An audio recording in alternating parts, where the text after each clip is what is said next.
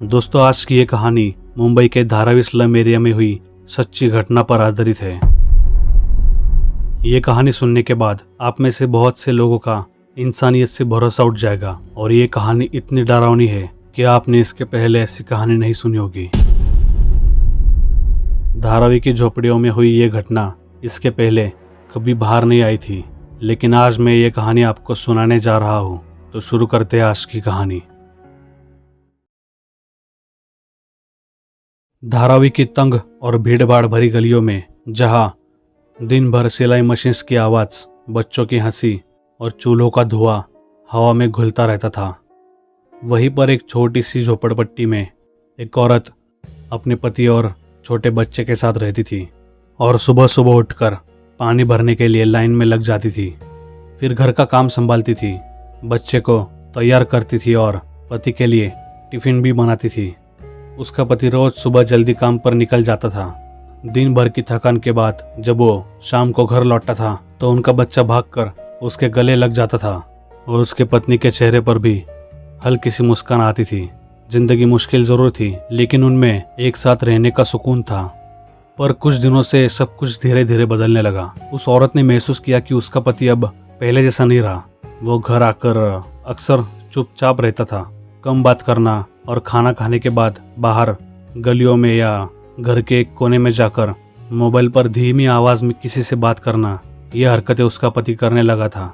रात को जब उनका बच्चा सो जाता था और घर में सन्नाटा हो जाता था, तब भी कभी कभी उसका फ़ोन बज उठता था। तभी वो तुरंत उठकर बाहर चला जाता था, जैसे किसी से ज़रूरी बात करने, जो वो आदमी उसके पत्नी के सामने नहीं कर सकता। अब उस औरत के दिल में धीरे धीरे अपने पति के लिए शक का बीज उगने लगा। उसने कई बार पूछना चाहा, लेकिन हर बार अपने आप को रोक लिया, क्योंकि उस औरत को यह डर था कि कहीं उसका शक बेकार ना निकले और घर में बिना वजह तनाव पैदा ना हो जाए। इसलिए वो चुप बैठी।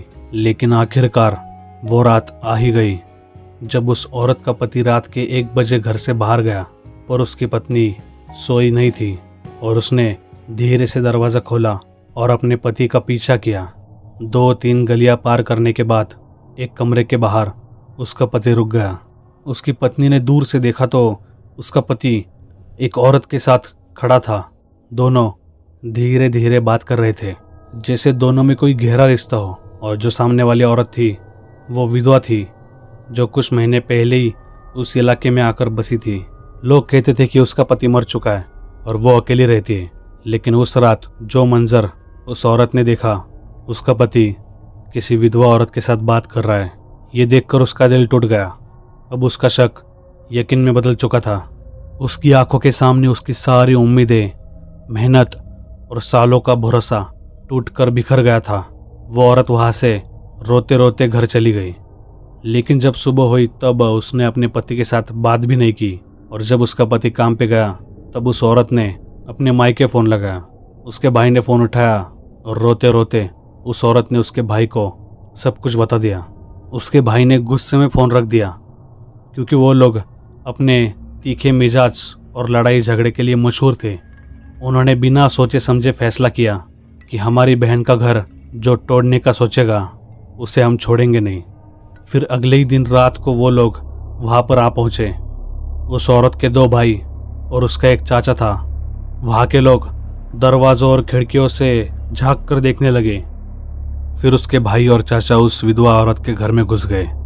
उनकी आवाज़ तेज़ थी, चेहरे पर गुस्सा साफ नज़र आ रहा था। कुछ ही देर में वो उस औरत को पकड़कर बाहर ले आए। वो विधवा औरत घबराई हुई थी, समझ नहीं पा रही थी वो कि उसके साथ क्या हो रहा है। फिर उसे घसीटते हुए वो लोग उसी गली में ले आए और एक बंद रूम में उस औरत को लेके गए। वहाँ ले जाकर उसे उन्होंने बांधा और उस रूम में उन्होंने उसे बंद कर दिया। गलती तो उस आदमी की भी थी, लेकिन उस औरत के भाई उसके पति को बस चिल्लाए और उसे धमकी दी कि अगली बार हमारी बहन के साथ ऐसा कुछ किया तो देख लेना। पर उस विधवा औरत को वहाँ पर लगभग 4-5 दिन तक उसी कमरे में बंद करके रखा गया था। उस गली में रोज़ इस बात की चर्चा होती थी, लेकिन हर कोई चुपचाप रहता था और उसमें से बहुत से लोगों ने तो अंदरूनी तौर पर इस बात को गलत माना कि ऐसा कुछ हुआ ही नहीं है, लेकिन फिर भी दिन रात उस औरत के चिल्लाने की आवाज़ उस कमरे से आती थी, पर ना उसे कुछ खाने को दिया, ना ही पीने को पानी। लेकिन खौफ के मारे कोई आगे नहीं आया। उस बंद कमरे के अंदर वो विधवा औरत दिन रात तड़प रही थी। उसने कई बार अपने बंधे हाथ छुड़ाने की कोशिश की और आखिरकार एक दिन वो किसी तरह से रस्सी ढीली करने में कामयाब हो गई। फिर उस औरत ने दरवाजे के पास जाकर जोर जोर से दरवाज़ा पीटना शुरू किया, मदद के लिए चीखी, चिल्लाई, लेकिन दरवाज़ा बाहर से ताले से बंद था। गली में लोग थे, पर या तो उन्हें कुछ पता नहीं था या डर के मारे वो चुप थे। भूख और प्यास से उस औरत की हालत बहुत खराब हो चुकी थी और कुछ दिनों बाद तो उसके अंदर दरवाज़ा ठकठकाने की और चिल्लाने की भी ताकत बाकी नहीं थी।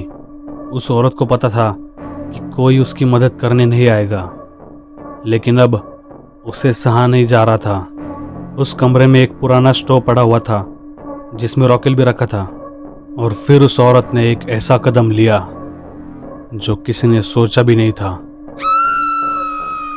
रात के अंधेरे में उस कमरे से धुआं उठता दिखा और जोर जोर से उस विधवा औरत के चिल्लाने की आवाज़ आने लगी। पर कुछ ही पलों में सब कुछ खत्म हो चुका था।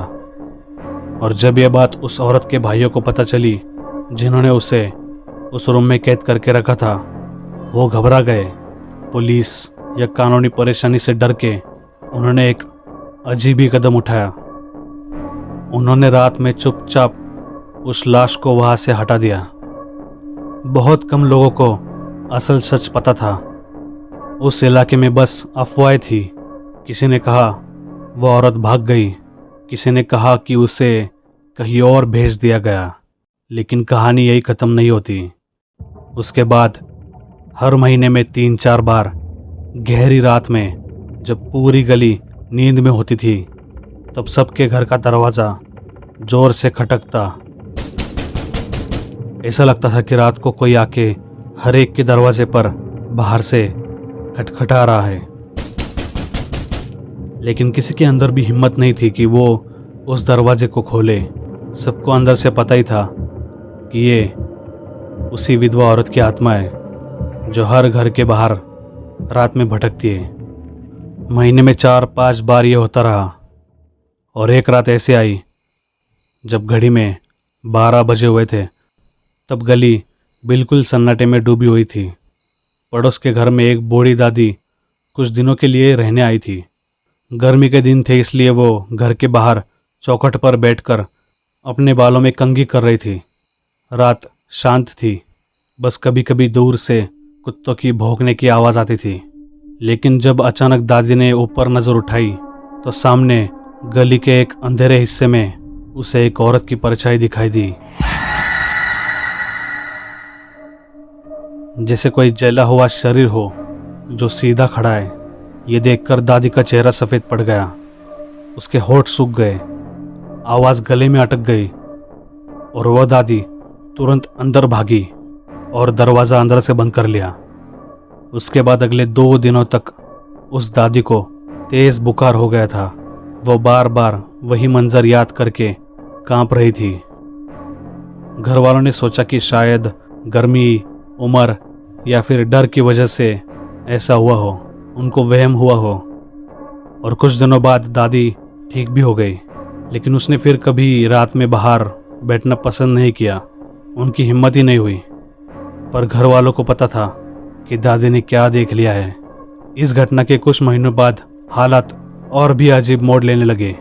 जिस औरत के भाइयों ने और चाचा ने उस विधवा औरत को कैद किया था, उनके अब दिन भर गए थे।